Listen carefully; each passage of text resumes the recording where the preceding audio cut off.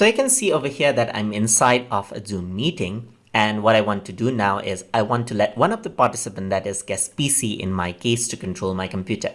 In that case, what I can do is I can simply click on share screen right over here. Then I can click on screen 2. That is the second screen that I'm using. And I'm going to click on share. Once I do that, the guest computer can request for access of the control. So I'm just going to do exactly that from my other computer. I'm just going to request for an access right over here. And I'm going to request the remote access. And we saw how to do this last time in the last lesson on when I requested for the access of someone else's computer.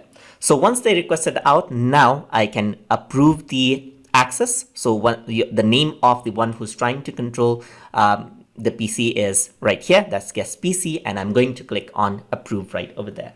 And once I do that, they'll be able to control the computer now. So they can use your computer and troubleshoot or work with anything as they want to, just like that. And if I want them to stop controlling, I can simply click on stop share right here, and they won't be able to control anymore, just like this.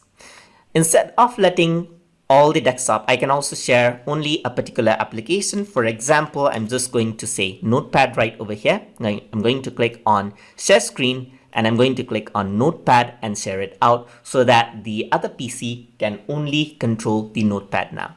And just like they request for remote access for the entire computer, they can do the same and request the access for that particular application as well.